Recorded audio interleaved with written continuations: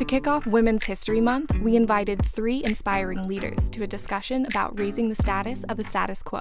Introduce yourself, tell us a little bit about your journey and sort of what you think has contributed to your success today. I'm Deverux-Mills, and I started off my career in the world of advertising.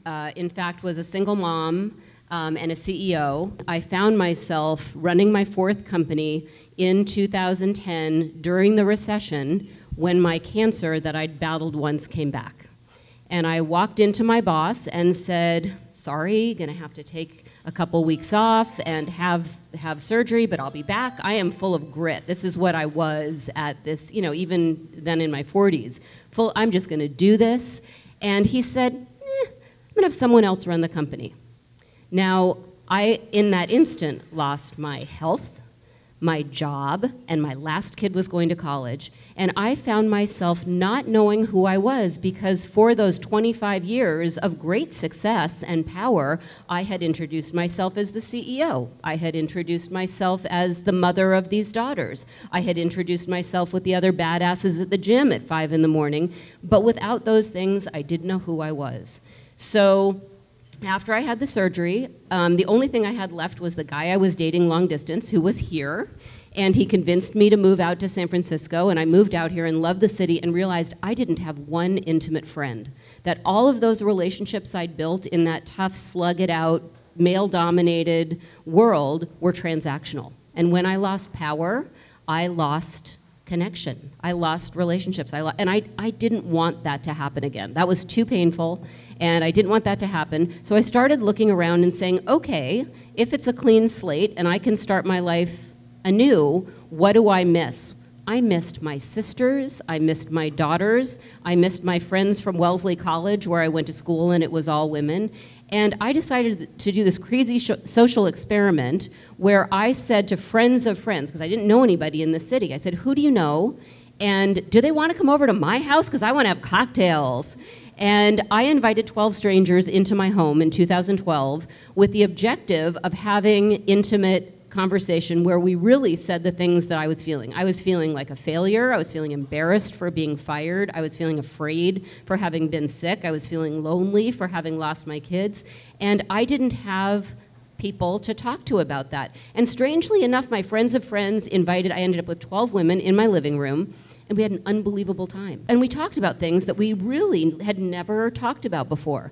And so when they left, and they said, this was super cool. I have another woman who would really like to be part of this. And the next month, we weren't 12, we were 30, and then we were 50, and then we expanded to New York, and we're now in 12 cities around the world with more than 5,000 members. And every month, we bring women into private homes, strangers, diverse, 20 years old, 80 years old, racial diversity, sexual orientation diversity, and we're all about finding ways to connect with each other and lift each other up, because so much of our world is about the opposite. It's about grabbing the one place that's open to us as women in the world. So that's what I have. It's called Parlay House. You're all welcome to join us at our gatherings, wherever you are in the world. And it's just been an incredible ride to flip the switch on transactional relationships and find real connection. I'm Alison Tetrick. I have been a professional cyclist for the last 10 years, but my story starts a little bit before that. I was born and raised in California on a cattle ranch, actually. So I'm a total cowgirl at heart. I majored in biochemistry, so my professional career started with chemistry research and drug discovery in Cambridge, Massachusetts, which actually brought me out to the Bay Area. I played tennis in college, so always was really identified with being an athlete and being smart, and of course the cowgirl has not left either. I've raced all over the world, and when I graduated college, I still had a little bit of a competitive nature. Tennis was super frustrating for me. It's a skill sport, and I just never felt like I took that through to fruition. So I was looking for something else to do, running along the Charles when I was working in Cambridge, and when I came out here to work in South San Francisco with my embroidered lab coat with my name on it, and I'm just like staring at the people running and being outside, and I felt very caged. And it was actually my grandfather, who passed away last year, but he said, he looks at me, he goes, you know, you should try bike racing. And I thought, well, that's the most ridiculous thing I've ever heard. Like, I've seen what you wear. It's bright, it's tight, and I'm not even an adrenaline junkie. Like water skiing scares me. Sometimes like my parents would all go downhill skiing and I would go shopping. Like I'm not an adrenaline junkie. And so I tried out bike racing here in San Francisco, and then within 2 months, I'm racing for the USA national team. I'm at the Olympic Training Center and racing all over the world. And it was pretty incredible. During my cycling career, I've always kept other professional career coinciding with that. So I have been able to work in various capacities, but for the last 7 years, still working in biotechnology, actually for Amgen and corporate affairs. So working in marketing and communicating, because scientists aren't always the best at communicating. So it's fun to use that knowledge and be able to share stories and work in advocacy and with nonprofit partners. But it wasn't all good. So in 2010, I actually sustained a traumatic brain injury in a bike race in Oregon. And I was descending at 45 miles an hour. We had just won the Giro d'Italia, which is a really big race. And I'm feeling really confident. I'm sitting top 3 overall. And, from 45 miles an hour to 0, I hit the pavement, shatter my pelvis, I'm unconscious, and life flighted out. And that was a really hard recovery, but that was before brain injuries were as predominantly discussed as they are now. And so everyone was very worried about my pelvis and when could I ride again. So the brain injury probably took a long time to be diagnosed. I had seizures and all of that, but then I also sustained a subsequent concussion at the Pan American Games 8 months later. And that's when it was lights out. I had to relearn to read, balance, and I found myself thinking I was this independent woman, and I'm going through a divorce and sitting in my childhood bedroom staring at Serena Williams on the poster still on my wall and trying to find out who I was. And that has been quite a journey, and everyone says, oh, you've done great, you overcame this, what's that like? And, every day is a journey, and every day is part of that recovery process. So during that, mental health issues that come from head injuries, depression, anxiety, and when you're that vulnerable, it's like blood in the water for the wrong people. So through that process, I really had to learn to separate what I identified myself with and then who I actually was, and realize I was so much more and meant to be so much more. And I worked with psychologists and a neuropsychologist that really helped, because it was the first person I could say, I am a crazy person, and this is what I'm feeling, and have him look at the other side of the table, being like, no, it's normal. And I think, that's great, I'm normal.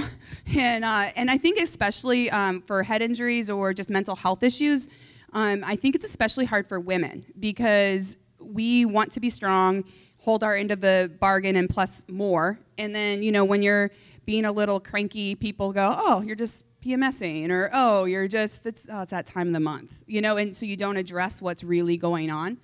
And so that's when I went to graduate school to study neuropsychology. And that was a very expensive way to prove to myself I could learn.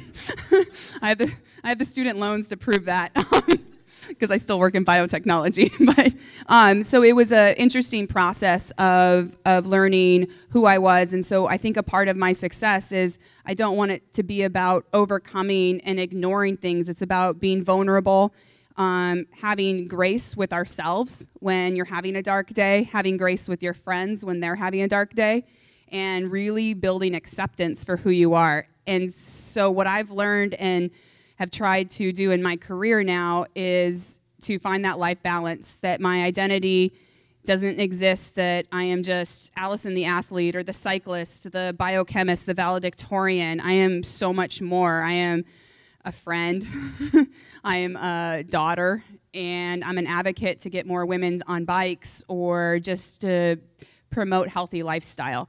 So I currently still race. I race for Specialized, which is actually a local Bay Area company. They're based out of Morgan Hill, and I race gravel for them. And it's been an awesome experience to be able to work with them in product development to create women-specific saddles, because it turns out women sitting on bike seats isn't the same as a man sitting on a bike seat. Shocking. Shocking.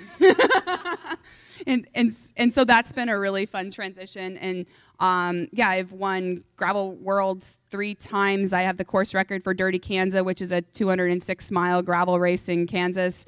And I've stood on podiums at everywhere around the world. And so it's really fun to express myself on the bike, but knowing that the bike doesn't define me, it's making the world better that should. So my journey, I think what's interesting and what's being shared is the idea of identity and how a woman identifies herself and how we move about in the world and how that can be a shifting, changing thing. And I think the thing I've learned in my journey is that life is longer than we think, and there can be many chapters and opportunities to reinvigorate yourself or just kind of push your own limits to different things. So I'm the co-founder of Cuyana, so a direct-to-consumer women's brand that emphasizes fewer, better things. So we're just up the road in Union Square. If you told me 10 years ago that I'd be a founder of a fashion company, I would have told you were crazy.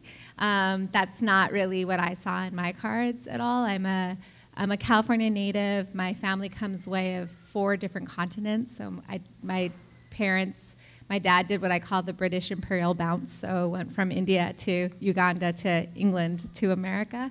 Got refugee status here and became a citizen. And I was born and raised in Los Angeles and went to Cal as an undergrad and just became really fascinated about being dual identity, so being South Asian and American. And it wasn't in a way that was all the books I was reading about identity where I don't know which one I am. That wasn't the case. I was squarely both, but was really fascinated on how it changed the perception and how we see the world.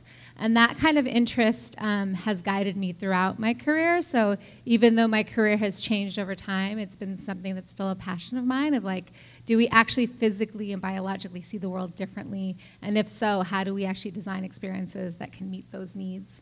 At Cal, I did user experience design and just, again, became fascinated about visual perception and just, learning about how you can apply what people are using and designing something that's better for them. So I was in computer science and UI, worked as a UI designer for 10 years in industry, so from 22 to 32, and loved it.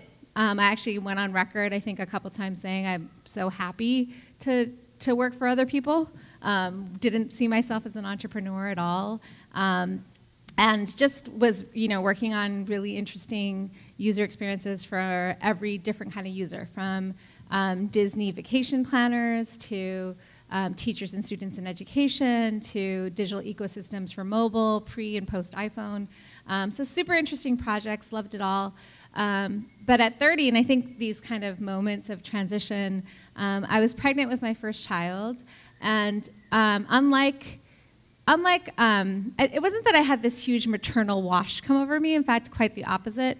I just realized that I wasn't done, that I didn't want to live with regret, and I hadn't pushed myself to my max point. I don't know why being pregnant made me feel that way, and most people would have the opposite reaction. But I felt so confident and happy with where my life was that I wanted to see that now that kind of the BS of my 20s was over, what was I actually capable of?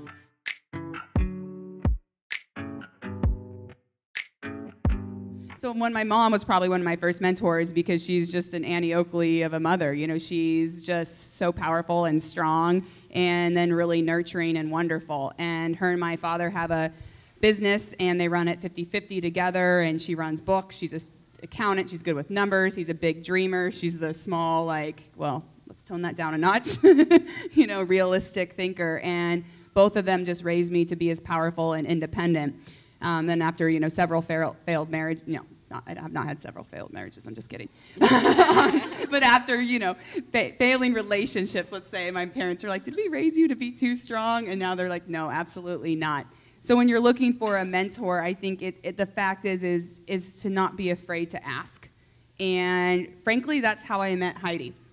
So I made a list of 5 inspirational women that I stalk online in articles, maybe lurk a little social media, and I find that their mission and passion aligns with what I want. And it just turns out I already loved the product and was buying it and was obsessed with the company. But you know, she took a stance and wasn't afraid to be disruptive. And I thought, what's it like to have that much courage? I want that courage. You know, and so it's just a matter of, I reached out, I'm like, I would love to meet you. Can we be best friends? She's like, I'm busy, but maybe. But I think that when we're looking for a mentor or somebody to inspire us, it's about not being afraid to ask. And it may just be one meeting. It may be reading articles and just kind of finding things that you want to emulate, and then also writing your own script, because we're all unique. And I have had the pleasure to work with phenomenal coworkers, teammates on the court, in cycling, that really just weren't afraid to empower me and build me up.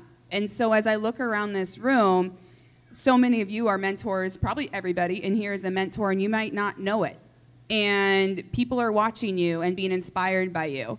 And what do we do about that? And I think especially as women, it's important to be willing to be confident enough, secure enough in who you are to empower another woman, and with the risk that her success might eclipse yours. But that's okay, because her success is your success, which is our success. And I had the most amazing experience to work with teammates that did that, that told me I was strong, told me I was capable. I had a manager at Amgen who passed away last year of cancer, unfortunately, and she was an oncology nurse and has raised millions of dollars for oncology, and she set me up for the best career I had had, and she always believed in me, and she would bark at me if I needed to be better and believe in myself, and I found my voice through that. So remember, when you're sitting there looking for mentors, it's about supporting each other. Like, our success is everybody's success, and not being worried about somebody beating you or being more successful, because we need to ultimately support each other, because that's what we're here for. I feel very lucky, and I don't think I've talked about this before publicly, but I feel very lucky now to actually be able to say that my mom is a mentor to me. And it was the antithesis of your journey. I was raised in a house where I was told that a woman is very different than a man, and that my entire kind of nature as a person, being more stubborn and aggressive and assertive, was not going to bode well for me, and that I had to compromise, and marriage was about sacrifice. And you know, my mom came over in an arranged marriage and was married at 20, right, to somebody. My dad was an undergrad in England, and you know, like, lived in America before her and had live-in relationships and had a very different output, and then became very traditional. And so it was a very interesting dichotomy to grow up in. And you know, and she, but at the same time, she modeled a different thing.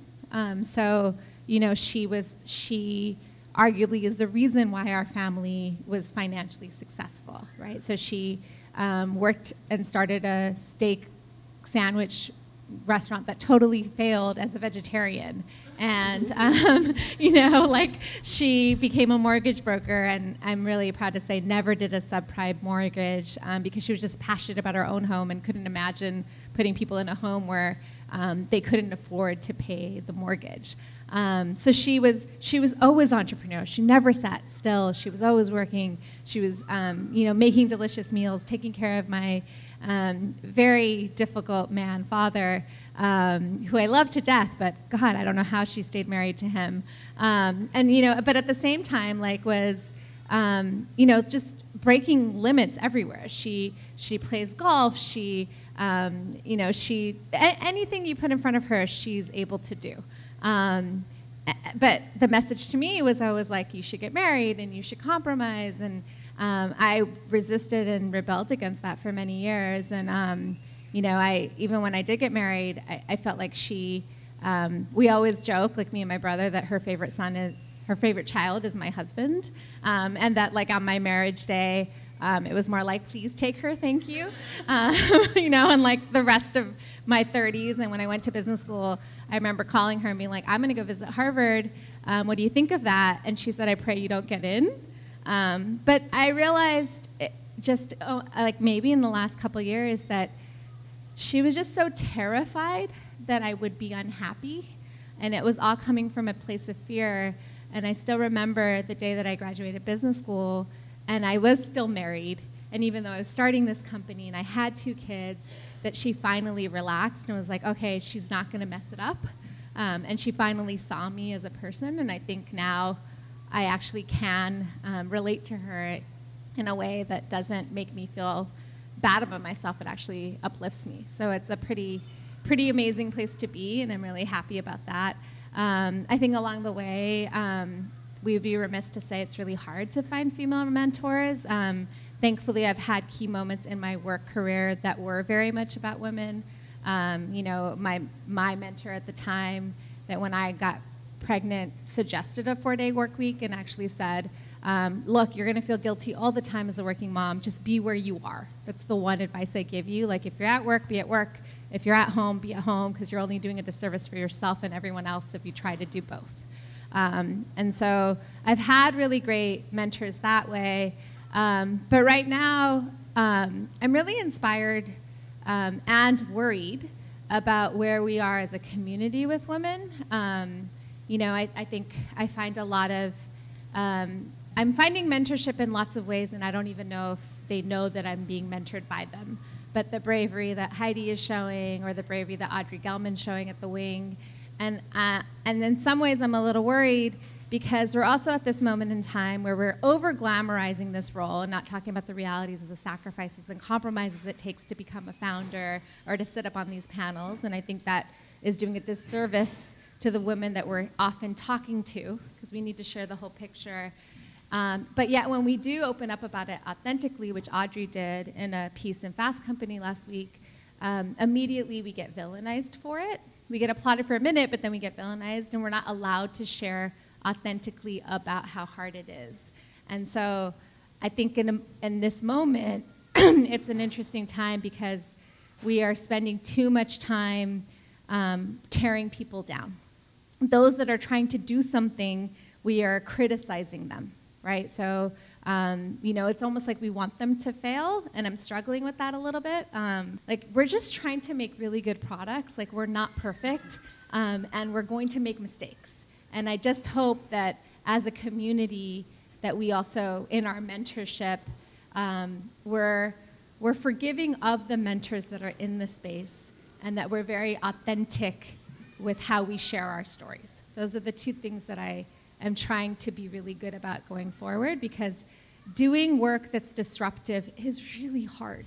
It's really, really hard. And nobody cuts you any slack along the way. And I think we all have to be kinder to one another, or we're not going to get through this current time. Because you have people in one area who have just decided that it's okay to be completely politically incorrect, and they don't care, and they're only going to be about themselves. And then you have people who are overly conscious about it, and we're criticizing each other rather than lifting us up for what we are doing. So I think it's a really interesting time, and I hope that as women and men, I'm a mother of 2 boys, that we really start teaching people to be kind again, and be more gracious and be more authentic. Switching topics a little bit, I get asked this question a lot, and I'm sure you've gotten asked this question, which is, you know, what's a piece of advice you wish you would give to others, or something that you've learned along the way? You know, personally, when I get asked this question, I talk a lot about the fact that I think earlier in my career, I was always really focused on like what the next thing was. I had this like constant thing of like, what's next? And like, when am I gonna do this or that or move or do?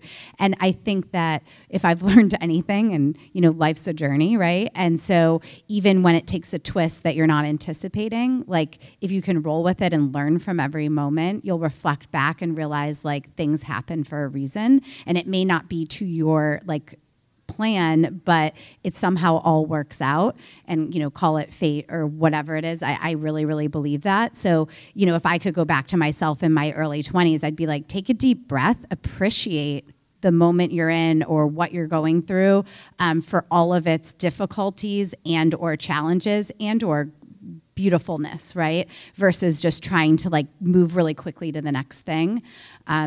But I'd be really interested to hear, sort of given your set of experiences, like what are those things that you think we all could learn from you?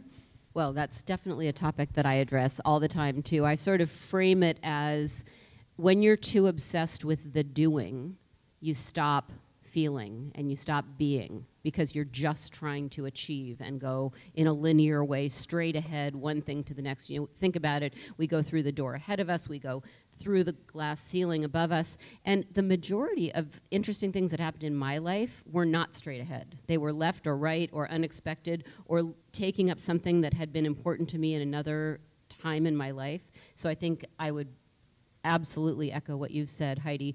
The other thing I would say is when I look back on my life, the times that I celebrated the accomplishments were too few, and the times that I obsessed with the failures were too many. So I don't know how many of you get a performance review that's pretty glowing, and the only thing that you remember is the area for improvement. Or you got, you know, great grades except one not as good grade in something that you didn't naturally do well. Well, I think as high-performing human beings, we tend to fall into defining ourselves by our worst quality. And I think that if I could do it again, I would build more and more and more on the things that came so naturally to me that I almost took that skill for granted, because those are your natural strengths, affinities, abilities. Those are the places where even if you're at the entry level, you can become a teacher for someone else, even somebody more senior than you, because that's so built into who you are, but it's not built into who everybody is. And I would say take advantage of those natural interests, superpowers, moments of joy, because that's where your future and happiness lies. I could tell myself so many things, my younger version of myself, because she was a little bit lost at times, but I always had a clear direction of dreaming about something. What I would like to go back and tell myself, I think, would probably just be own your truth and be you. And we're all really unique, and we do have different strengths and weaknesses. So when I put that towards cycling and racing at the world's top level, I would train my weaknesses, of course, because you might need to, but I also raced my strengths because I would have the weaknesses in the bag if I could, but you know, I wanted to train my strengths because why ignore what you're good at? So I think for me, it was about finding out who I was. So own your truth and be you, because we're all, we can be a dichotomy. You're a complete anomaly, right? Like, I can be a really strong, buff athlete with so much muscle and lungs, and I love wearing a lacy bra and a dress. That's fine. We were talking about earlier, I wear makeup when I race. I'm okay with that. You know, and I got a little chastised for that in the first part of my career. You know, you need to be an athlete. Your shorts are too short. I'm going to wear short Daisy Dukes and a belt buckle because that's actually what I want to do. Or I'm going to wear a dress with cheetahs on it because that makes me happy.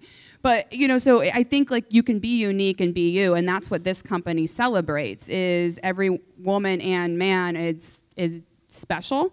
And I didn't have to pretend that I wasn't as smart as my boyfriend. I was smarter, right? I don't have to hide that I'm a big science nerd and I love chemistry jokes, or I like watching The Crown, you know. And so it's these things, to be you and to be able to share your strengths, which ultimately makes the world a better place. Embrace your weaknesses, but be confident in who you are. And it doesn't have to make sense on paper.